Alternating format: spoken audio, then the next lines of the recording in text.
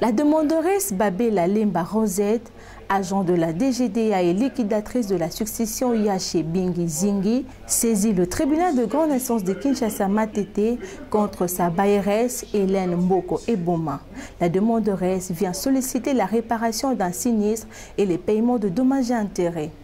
Le fait qui remonte au 24 février 2023. Selon les avocats de la partie demanderesse Babela Lemba Rosette, leur cliente aurait conclu un contrat de bail avec la défenderesse sur le meuble 6 à la 8e rue au quartier industriel dans la commune d'Illimité. Les avocats de la partie demanderesse affirment que leur client serait victime d'un incendie dans son appartement donné en location par la défenderesse. Ces sinistres auraient endommagé le bien meuble de leur cliente qui aurait été évalué à 7 320 $ américains.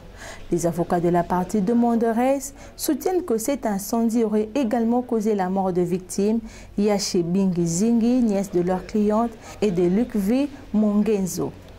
Les avocats de la partie demanderesse soutiennent en outre que la défenderesse refuserait d'assumer la responsabilité découlant de ses obligations en tant que propriétaire du dit immeuble, conformément aux dispositions des articles 258 et 259 du Code civil livre 3.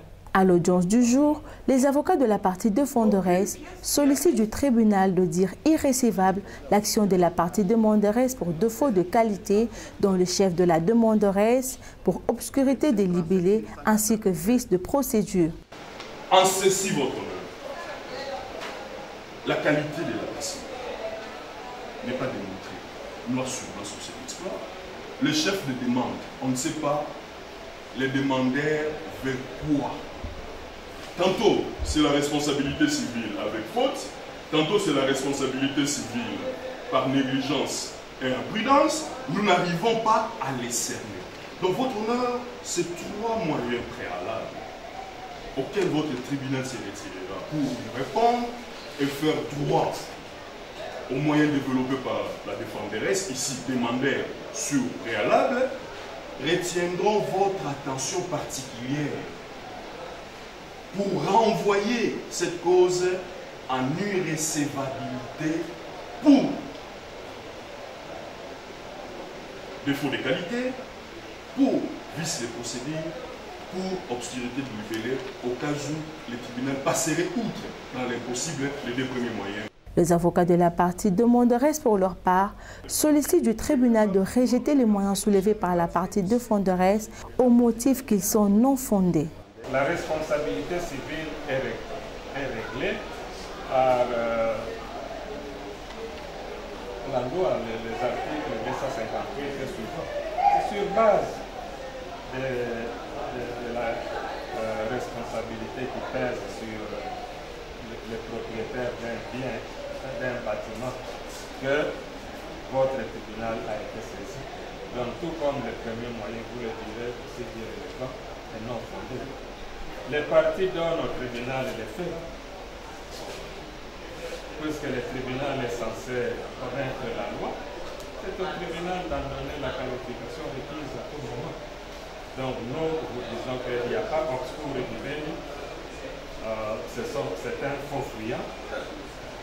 Nous vous avons bien circonscrit dans quel contexte le deuxième exploit est venu. Et il porte sur les mêmes faits. On n'a rien retranché, on n'y a rien retiré. Les demandes portent sur les mêmes moyens, sur les mêmes faits, pardon, sur les mêmes faits. Donc, on a demandé que, sur base de sa responsabilité, la défenderesse puisse payer les dégâts sur les biens qui ont été détruits et sur base du code des assurances qui impose l'assurance obligatoire des bâtiments à usage lucratif.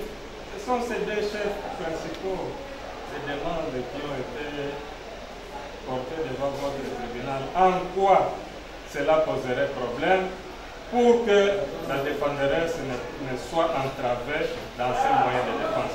Le ministère public, dans son avis, sollicite du tribunal de dire irrécevable la présente action pour défaut de qualité dans le chef de la demanderesse. Monsieur le Président, vous allez constater que la personne qui a saisi votre tribunal a un problème de qualité. Jusque-là, vous allez constater dans le dossier qu'il n'y a aucun jugement qui donne la qualité à la personne qui vous a saisi. Et même les PV des conseils de famille qui gît au dossier est signé par une même personne à la place de 3 personnes dont les noms gisent au dossier. Quand, à l'obscurité délibérée, Monsieur le Président, vous allez constater que l'exploit qui vous saisit porte plusieurs noms en rapport avec la demanderesse. Et à ce titre, vous aurez beaucoup de difficultés pour savoir à qui vous avez affaire. De tout ce qui procède, il plaira à votre tribunal de dire cette action irrécevable. Après avoir entendu toutes les parties et l'avis du ministère public, le tribunal clôt les débats et prend le moyen soulevé en délibéré pour se prononcer dans le délai de la loi.